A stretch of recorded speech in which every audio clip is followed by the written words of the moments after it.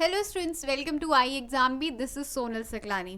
सो top 500 questions की जो हमारी सीरीज़ चल रही है, सारे जो अपकमिंग एग्ज़ाम्स हैं उनको टारगेट करते हुए, उसी सीरीज़ को कंटिन्यू करते हुए आज हम पढ़ेंगे about some of the most important questions of weed management. Weed science या वीड मैनेजमेंट या वीड कंट्रोल आप इसको कह लीजिए.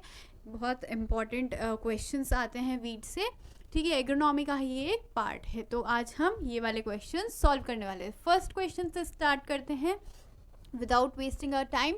First question is, sedges are monocot with triangular stem and parallel venation. So देखिए, मेजरली क्या होते हैं जो मोनोकॉट्स वीड्स होती हैं वो या तो ग्रासेस पोएसी फैमिली की होती हैं या फिर हमारी सेकंड होती है ये सेजेस जो कि साइपरेसी फैमिली को बिलोंग करती हैं. ठीक है, तो इसमें क्वेश्चन ही ये पूछा गया था कि कौन सी फैमिली को ये बिलोंग करती है. These are the cyperaceae family. और क्या डिफरेंस होता है ये जो हमारे साइप्रस होते हैं, सेजेस होते हैं और ग्रासेस में, इज़ दैट कि इनकी जो स्टेम होती है वो ट्राइंगुलर शेप की होती है, वेयर एज जो हमारे ग्रासेस होती हैं उनकी आप बोल सकते हो सर्कुलर शेप की होती है और वो हॉलो स्टेम होती है. ठीक है, अब जो भी ये सेजेस हैं इनमें मोस्टली आती है हमारी साइप्रस ईरी आ गया, साइप्रस रोटेंडस आ गया. ठीक है, इसके अलावा एक अलग आप बोल सकते हो एक अलग नाम से भी एक सेज होता है, दैट इज़ अ फिम्ब्रिस स्टाइलिस. ठीक है, फिम्ब्रिस स्टाइलिस ये भी किस में बिलोंग करता है, सेज फैमिली में. ठीक है, नेक्स्ट क्वेश्चन पे चलते हैं हम. Weeds which grow in wild as well as in the cultivated land. So कुछ वीड्स होती हैं जो सिर्फ कल्टिवेटेड लैंड में ही ग्रो करती हैं, उन वीड्स को हम कहते हैं ऑब्लिगेट वीड्स.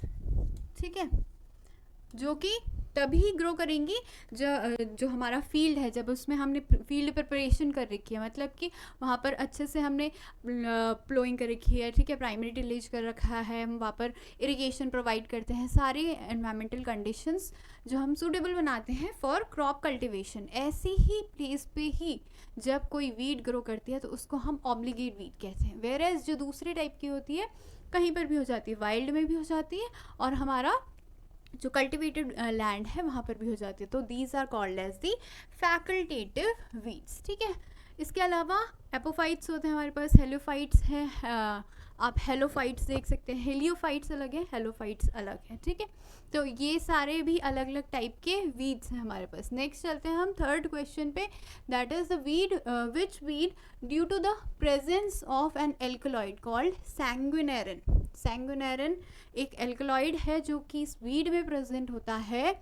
ये इसको जब ह्यूमन बींग्स कंजम्पशन कर लेते हैं इसका, तो उनमें ड्रॉप्सी डिजीज़ होती है. तो किस में होता है ये होता है मैक्सिकन पॉपी, जिसका साइंटिफिक नेम क्या है, आर्जिमॉन मैक्सिकाना. और ये कैसे ह्यूमन बॉडी में जाता है, क्योंकि इसके जो सीड्स हैं वो रिजेंबल करते हैं with the seeds of mustard. तो बहुत बार ऐसा होता है कि मस्टर्ड के सीड्स के साथ ही ये वाले सीड्स मिक्सअप हो जाते हैं और पता नहीं चलता है, मतलब उसको सेपरेट करना डिफ़िकल्ट होता है. एंड व्हेन जब इससे ऑयल एक्सट्रैक्शन किया जाता है, अगर इसका मैक्सिकन पॉपी का ऑयल जो है वो मिक्स हो गया मस्टर्ड ऑयल के साथ, तो फिर that can cause a disease that is known as the dropsy disease. ऐसा इसका प्लांट आपने देखा होगा, बहुत बार रोड साइड में बहुत पाया जाता है. ठीक है, नेक्स्ट क्वेश्चन पे आते हैं, विच of the following is a floating weed. अब जो एक्वेटिक वीड्स होती है उनमें अलग अलग टाइप्स होते हैं, आप देख सकते हो. सबमर्ज वीड होती है, सबमर्ज यानी कि पूरी तरह इमर्स होती है जो पानी में ही, मतलब पूरा उसके जो सारे पार्ट्स हैं, रूट्स है, लीव्स है, फ्लावर है, जो भी बनेगा वो सारा किस में होगा, पानी के अंदर ही होगा. So that is the submerge weed. इसमें आते हैं हमारे यूट्रिकोलेरिया आ गया एग्जाम्पल. ठीक है, लेमा आ गया इसमें example. Then we have the another category that is the emerged weeds. Emerged weeds क्या होते हैं, जिनके जो रूट्स वाला पार्ट है वो तो नीचे रहता है, लेकिन जो फोलिएज का पार्ट है यानी कि लीव्स और जो फ्लावर हैं वो ऊपर रहते हैं, वाटर की सरफेस से ऊपर रहते हैं. तो those are called as the emerged weeds. ठीक है, इमर्ज्ड वीड्स में आ गया हमारा नीलम्बियम. ये आपने लोटस का प्लांट देखा होगा, लोटस का आपने फूल देखा होगा, ऊपर क्यों होता है ना, उसका जो लीफ है वो भी ऊपर होता है, बाकी के जो पार्ट्स हैं वो नीचे होते हैं. Then we have the marginal weeds. Marginal weeds वो वाले वीड्स होते हैं जो कि आपने देखा होगा शोर जहाँ पर एरिया होता है ना, जैसे कोई रिवर है उसके बिल्कुल साइड वाला एरिया है जहाँ पर थोड़ा पानी रहता है और लैंड भी होता है, तो उस वाले एरिया में जब कोई वीड ग्रो करती है उसको मार्जिनल वीड कहते हैं। इसमें एग्जांपल भी है दी टाइफा पॉलीगोनम है इसमें example. Next we have the floating weed, जो कि क्वेश्चन में भी आपसे पूछा गया है। फ्लोटिंग वीड्स में क्या होता है कि जो इसकी रूट्स हैं वो भी फ्लोट कर रही होती है, मतलब रूट्स नीचे जो सी का बेड है या फिर रिवर का जो बेड है या पॉन्ड का बेड है वहाँ पर अटैच नहीं होती है, ये फ्री फ्लोटिंग होती है। So these are the floating weeds. इसमें एग्जांपल हमारे पास इकॉर्निया क्रेसिपर, और यहाँ पर भी आप देख सकते हो हमारा ऑप्शन क्या करेक्ट होगा, इकॉर्निया क्रेसिपस। ठीक है, नेक्स्ट क्वेश्चन पे चलते हैं। Question number 5 we have which type of allelopathy. Allelopathy क्यों पढ़ रहे हैं हम, क्योंकि बहुत सारी वीड्स में आपने देखा होगा कि उनमें एलोपैथिक इफेक्ट होता है, मतलब कि एलो केमिकल्स रिलीज करते हैं जो कि जो भी क्रॉप प्लांट है या फिर उसके विसिनिटी में जो भी प्लांट ग्रो कर रहा है उस पर एडवर्स इफेक्ट डालने के लिए। ठीक है, कभी कभी पॉजिटिव इफेक्ट भी होता है, लेकिन मोस्टली क्या है इसमें एडवर्स इफेक्ट ही इससे होता है। सो क्वेश्चन क्या है, which type of allelopathy requires modification of the chemical मतलब कि एलो केमिकल जो रिलीज किया गया है बाय द प्लांट उसका मॉडिफिकेशन होता है with the help of different microbes that are present in the soil. ठीक है, मतलब केमिकल रिलीज होगा इनएक्टिव फॉर्म में, उसको एक्टिव में कन्वर्ट करने के लिए माइक्रोब्स उस पर एक्ट करेंगे और फिर क्या है वो एलोपैथिक इफेक्ट शो करेगा। तो इस टाइप की एलोपैथी इफेक्ट को क्या कहते हैं, फंक्शनल एलोपैथी। ठीक है, वेरएज ट्रू एलोपैथी क्या होता है कि जो केमिकल जो एलो केमिकल डायरेक्टली रिलीज हुआ है बाय द प्लांट वो ही कॉज करेगा दूसरे प्लांट में कोई भी इफेक्ट। ठीक है, तो वो ट्रू एलोपैथी होती है।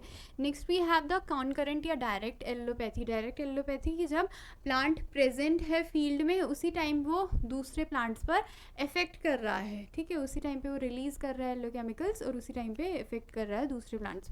वेयरएज रेजिडुअल एलोपैथी होती है कि जब हमने कोई प्लांट को हार्वेस्ट कर दिया है, हार्वेस्टिंग के बाद जो उसके रेसिड्यू बचे हैं वो एलोपैथिक इफेक्ट कर रहे हैं सक्सीडिंग क्रॉप पे। ठीक है, so that is the residual allopathy.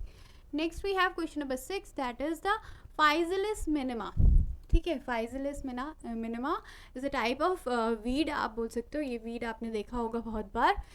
इसमें क्या होता है, मॉडिफाइड पेपरी कैलिक्स प्रेजेंट होता है, जिसको क्या कहते हैं दैट बहुत सारे जो हमारे वीड्स हैं ना वो डिस्पोज करने के लिए या फिर आप बोल सकते हो अपने सीड को डिस्पोज करने के लिए, सर्वाइवल के लिए क्या करते हैं, डिफरेंट मॉडिफिकेशन करते हैं। ठीक है, उनके सीड में या फिर विंग्स हो सकते हैं या फिर उनमें कैलिक्स जो है वो मॉडिफाइड हो सकता है।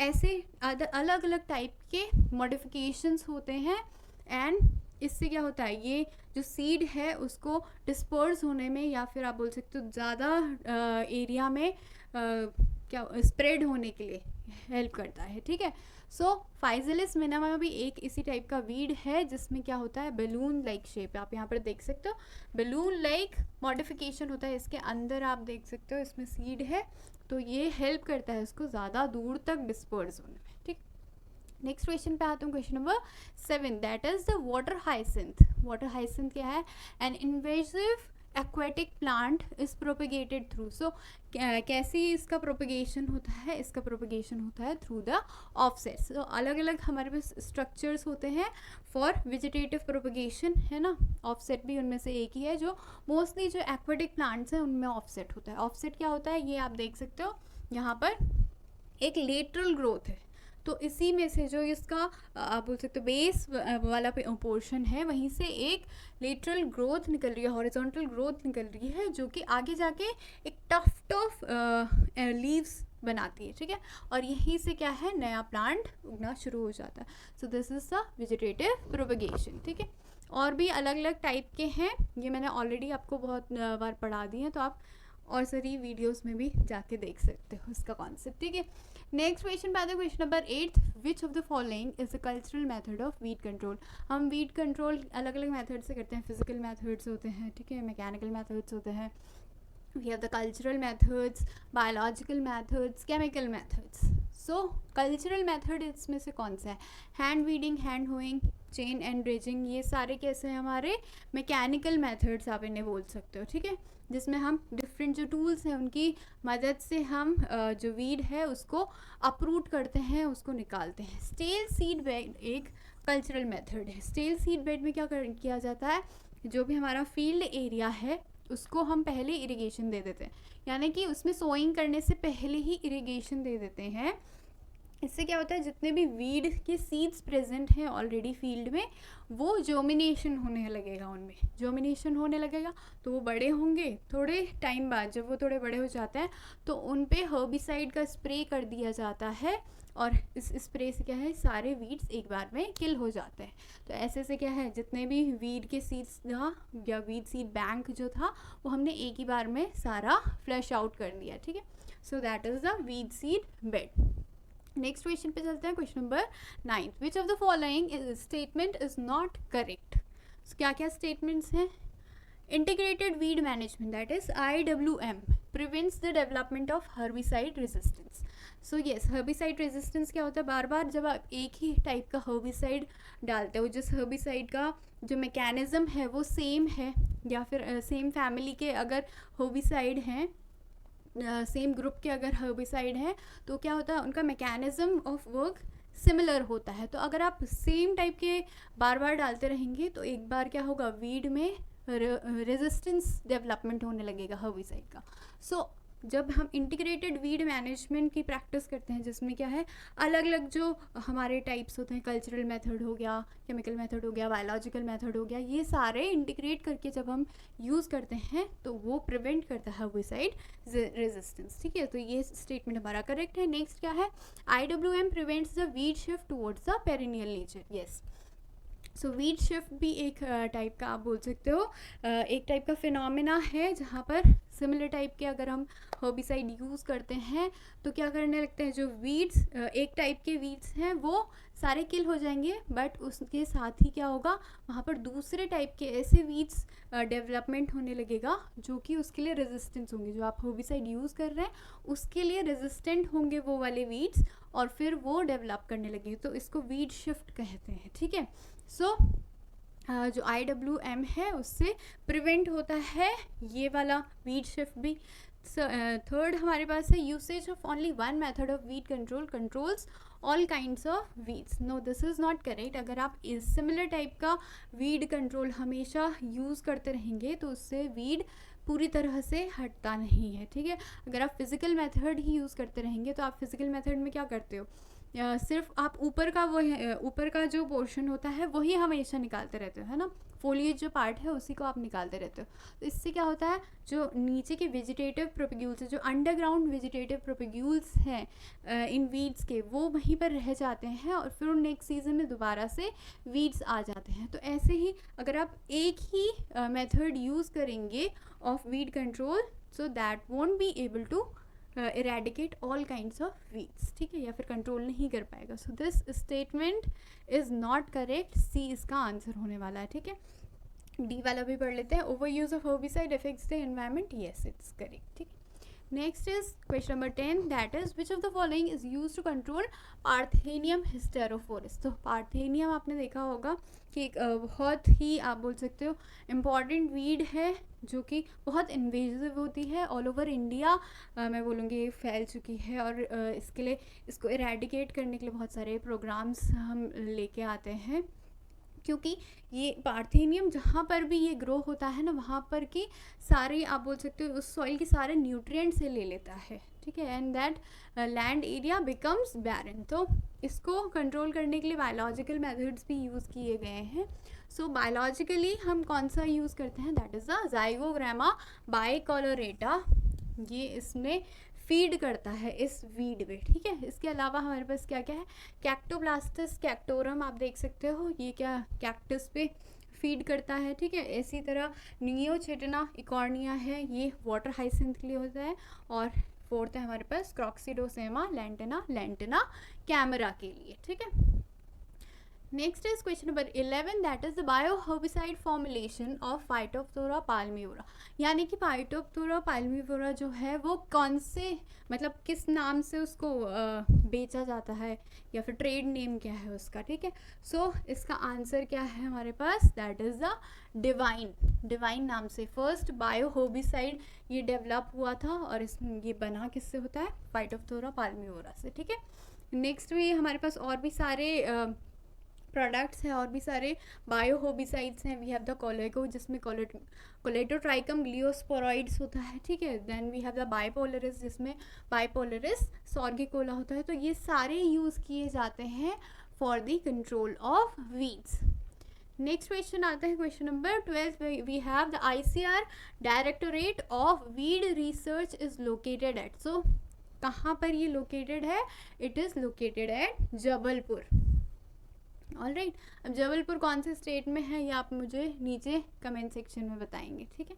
Next question is question number 13, which of the following is non selective herbicide। So different types of herbicides भी हैव। सिलेक्टिव herbicides होते हैं, नॉन सेलेक्टिव herbicides होते हैं।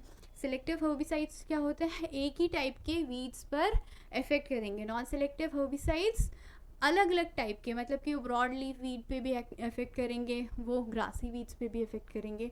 सो इसमें हमारे पास एग्जांपल है ऑफ ग्लाइफोसेट, ठीक है। और ग्लाइफोसेट और हमारे पास क्या होता है, पैराक्वेट भी होता है इसका एग्जांपल। सो ये क्या करते हैं, जहाँ पर भी आपने देखा होगा डाइक्वेट पैराक्वेट भी है इसका एग्जांपल, ठीक है। जहाँ पर भी होता है हमारे रोड साइड में, हमें बहुत सारे अलग अलग टाइप की अगर वीड्स को किल करना है तो हम यूज़ करते हैं वहाँ पर नॉन सेलेक्टिव herbicide, ठीक है। So glyphosate is the example of that. Next we have which of the following is a C4 weed.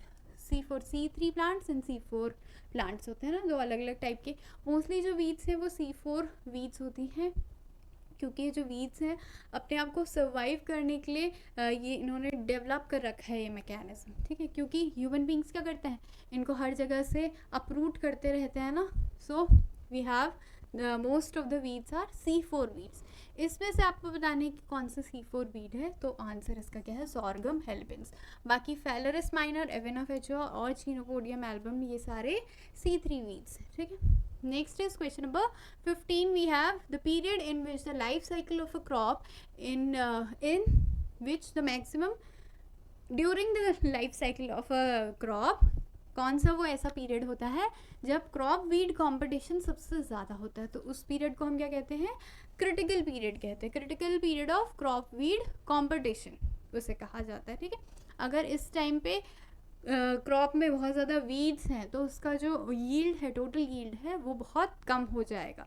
सो उस टाइम पे वीड कंट्रोल के मेथड्स यूज़ करना इज़ मोस्ट इम्पॉर्टेंट, ठीक है। तो ये थे जो भी हमारे टॉप लेवल के अच्छे क्वेश्चंस थे ऑफ वीड मैनेजमेंट, ठीक है। अगर आपको ऐसे ही और सारे क्वेश्चंस भी प्रैक्टिस करने हैं तो आप जाके हमारी साइट पे जाके फ्री मॉक टेस्ट अवेल कर सकते हैं।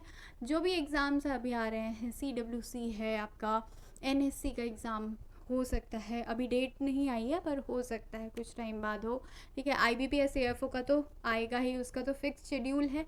तो सबके ही एग्ज़ाम्स का आप हमारी साइट पे जाके फ्री मॉक टेस्ट अवेल कर सकते हैं, ज़्यादा से ज़्यादा प्रैक्टिस कर सकते हैं। और किसी भी तरह का डाउट हो तो आप नीचे कमेंट सेक्शन में लिख सकते हो। अगर आप चाहते हो कि हम कोई ऐसा टॉपिक पे क्वेश्चंस आपके कवर करें तो वो भी आप नीचे कमेंट सेक्शन पे लिख सकते हो। Thank you for watching.